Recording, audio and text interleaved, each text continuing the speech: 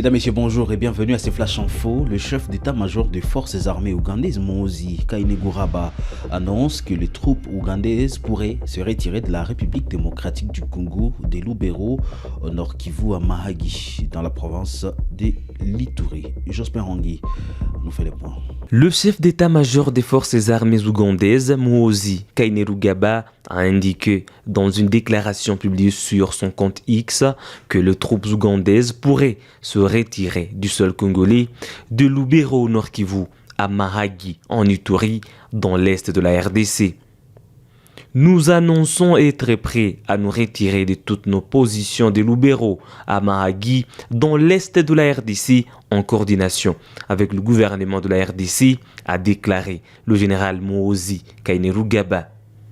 Toutes les troupes de l'UPDF se retireront de Lubero dans les prochains jours si le gouverneur de l'Ituri n'est pas remplacé, a-t-il ajouté. Depuis novembre 2021, les armées ougandaises et congolaises ont lancé des opérations conjointes dénommées Shujaa contre les terroristes de l'ADF. Les ADF depuis 2014 sont accusés d'avoir massacré des milliers de civils dans les provinces du Nord Kivu et de l'Ituri. L'Alliance des forces démocratiques du Congo, AFDC, traverse une profonde crise interne. Un comité de crise dirigé par le Mwami Clovis Otobaïzi a publiquement pris ses distances avec Modeste Batiloukwebo, qu'il désigne désormais comme ancienne autorité morale du parti. Batiloukwebo fait face à des accusations de népotisme et de favoritisme portés par des cadres de sa propre formation politique. Parallèlement, le comité de crise a affirmé son alignement sur la ligne de l'Union sacrée de la nation sur la question des changements ou de la révision de la Constitution. FDC en sigle, réuni à Kinshasa ce mercredi 25 mars 2026.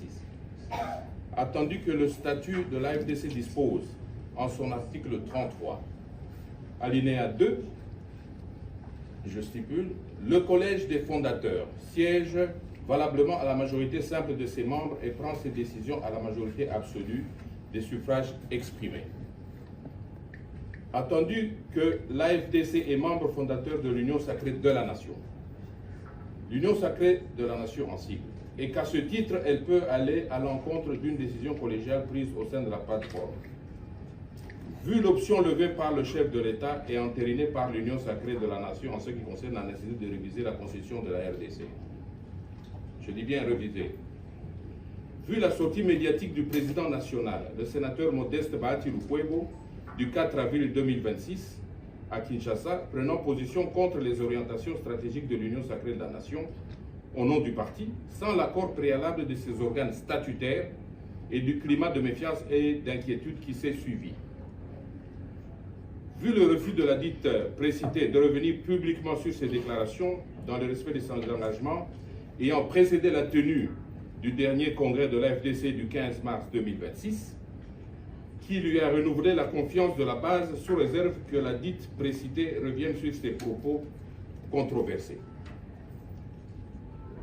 Vu la gestion délétère du parti créant une confusion volontaire entre le patrimoine privé et le patrimoine du parti, ainsi que la dérive népotiste dans la gestion des retombées politiques de notre combat commun. Vu l'opacité volontaire entretenue dans la gestion administrative, politique et financière du parti, déclarons 1. Désapprouvons avec la plus grande fermeté la dernière prise de position du sénateur Modeste Batiloukwebo en rapport avec la révision de la Constitution, propos qui s'écartent gravement de la ligne politique de l'Union sacrée de la nation et qui expose toute la classe politique congolaise, qualifiée par lui d'irresponsable et d'immature, comme s'il n'en faisait plus partie. J'insiste sur ça, comme s'il n'en faisait plus partie. Déplorons la gestion autocratique du parti, où le président est l'unique décideur des options politiques de la gestion des finances et du patrimoine, et dont les cadres et autres camarades sont devenus des garçons et filles de course, que nous avons été.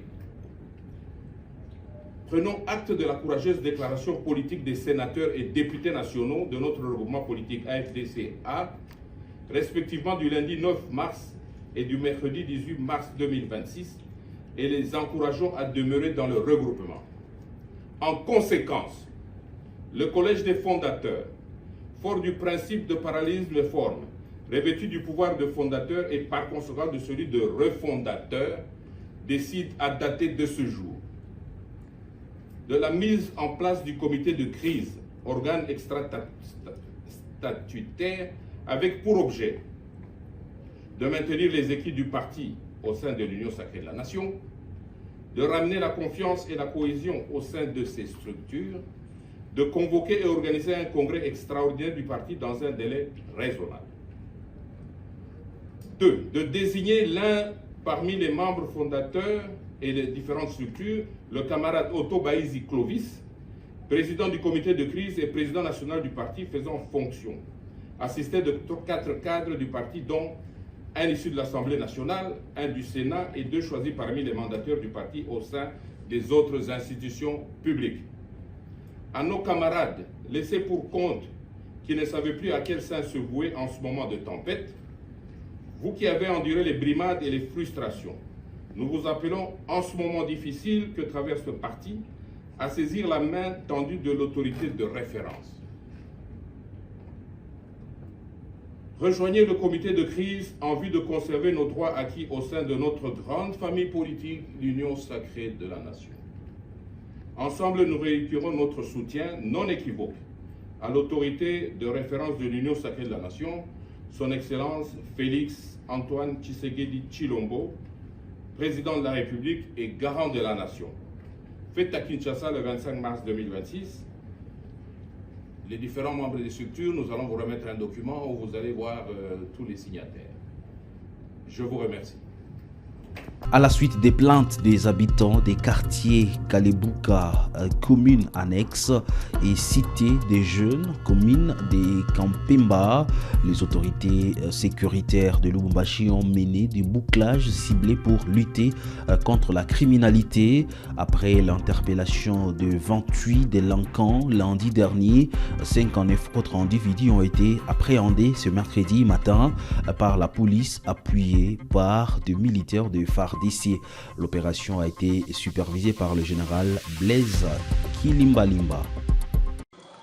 Une opération de bouclage ciblée a été menée tôt le matin de ce mercredi 25 mars 2026 au quartier Cité des Jeunes, dans la commune de Kampemba, Lubumbashi, par la police nationale congolaise du Haut-Katanga, avec l'appui des forces armées de la République démocratique du Congo et des services de sécurité. Supervisé par le commissaire provincial de la police nationale congolaise du Haut-Katanga, le général Blaise Kilimbalimba, cette opération s'inscrit dans le cadre de la lutte contre la criminalité urbaine et la délinquance juvénile dans cette partie de la ville réputée comme l'un des bastions de l'insécurité. Au total, 59 présumés délinquants ont été interpellés, dont 2 femmes. Ces individus sont soupçonnés de s'adonner à plusieurs actes répréhensibles, notamment les vols, les extorsions, les agressions physiques ainsi que d'autres formes de violence commises contre de paisibles citoyens, y compris des atteintes graves contre les femmes et les jeunes filles. Prenant la parole sur les lieux de l'opération, le commissaire provincial de la police nationale congolaise du Haut-Katanga, le général Blaise Kilimbalimba, a d'abord félicité les officiers, les éléments de la police et les militaires engagés dans cette mission au nom de son Excellence Martin Kazembe Choula, gouverneur de province, actuellement en mission à Kikwit dans les Grands Bandundu. Il a ensuite précisé que ces opérations de bouclage vont se poursuivre sur toute l'étendue de la province du Haut-Katanga afin de restaurer l'autorité de l'État et garantir la sécurité de la population. Na ndingisa ya gouverneur ya province oyo azana mission na Kikwit atika yi mitindo tosala ba opération spéciale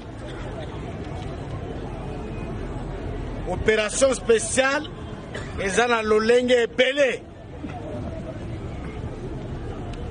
ba bouclage ciblé lokola oyo kolukaba malfrats basalaka mobulu na bandaku na bango après qu'ils soient fichiers yango toke koluka bango pona yango longonya pona bino. Félicitations.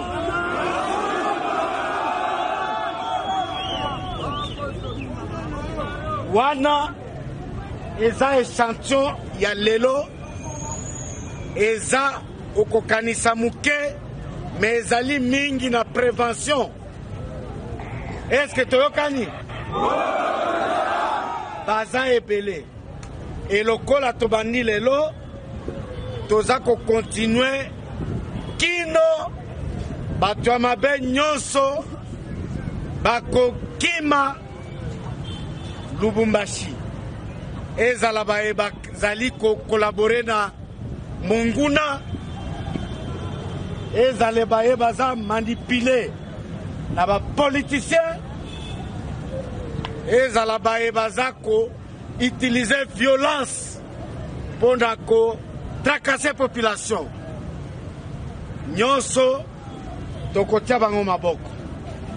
Toyokani?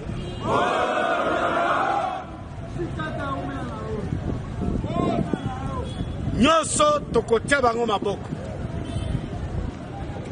Pendant ce temps, toza ko stabiliser la ville et non vaillants militaires des FARDC de la 22e région militaire bazali kosala ratissage naba kwe reculer.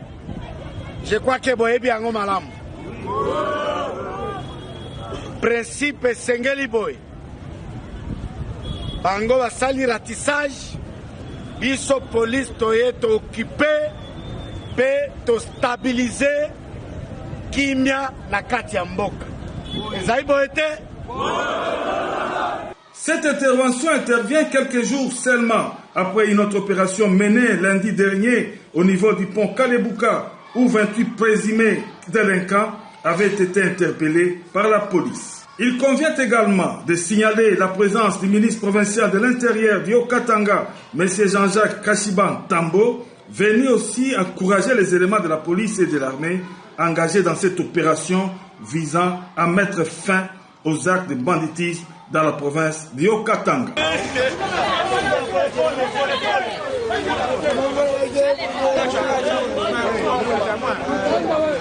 Restons toujours dans cette partie de la République démocratique du Congo. Le ministre provincial de Finances et de l'Emploi du Haut-Katanga, John Mulumba, a effectué une visite au sein de l'entreprise CEDEM pour s'enquérir des conditions de travail des employés. Cette initiative vise à évaluer le respect des normes sociales et à identifier d'éventuelles améliorations pour garantir la sécurité, le bien-être et la productivité des travailleurs dans les secteurs miniers privés du Haut-Katanga. Ces descendants du ministre provincial de l'Emploi et du Travail, John Mulumba Kitonge, accompagné de son conseiller et du chef de division provinciale de l'Emploi et du Travail, avaient pour objectif de vérifier la conformité des rapports fournis par la société minière CEDEM avec la réalité sur terrain en matière d'emploi, des conditions de travail et de respect des normes en vigueur en République démocratique du Congo. Sur place, le ministre a de prime abord eu une entrevue avec les responsables de cette société partenaire des gouvernements central et provincial. John Mulumba Kitonge a interpellé les représentants du DG et le responsable des ressources humaines quant à l'observance stricte du Code du travail. Il a exhorté les agents à respecter leurs engagements avant de visiter les installations de CEDEM et ainsi s'imprégner du fonctionnement de cette entreprise. John Mulumba Kitonge s'est félicité de la collaboration entre le gouvernement provincial et la société CEDEM. Dans mes attributions, je me dois de vérifier l'application de la loi, c'est-à-dire en matière du travail et de l'emploi. C'est pourquoi vous voyez, nous avons fait le tour dans cette entreprise minière pour voir les aspects qui touchent avec les conditions de travail. C'est-à-dire l'entreprise est-elle équipée de toutes les conditions d'hygiène pour que le travail se fasse selon que les lois l'obligent. Est-ce que les conventions collectives sont-elles respectées? En dehors de ça aussi, il est question de pouvoir donner des orientations à l'entreprise aussi, mais cette fois-là en tant que ministre des Finances, pour les inviter à pouvoir s'acquitter des agréables obligations, de pouvoir payer les impôts, de pouvoir payer les taxes et toute autre taxe qui touche avec l'activité qu'ils sont en train d'exercer dans notre province. John Mouloba Kitongé a réaffirmé l'engagement du gouvernement provincial à veiller à la protection des travailleurs et à promouvoir l'emploi local conformément à la vision du chef de l'État, Félix-Antoine Tshisekedi Tshilombo. Ainsi donc, toutes les entreprises minières sont appelées à se conformer au Code du travail. À ce jour, la société CEDEM emploie quelques 1330 agents. Fin, mesdames, messieurs, de ces flash infos sur Kivu Morning Post. Merci de nous choisir pour vous informer. Si c'est pour la première fois que vous nous suivez, abonnez-vous à cette chaîne. On se retrouve d'ici là pour d'autres nouvelles. Portez-vous bien.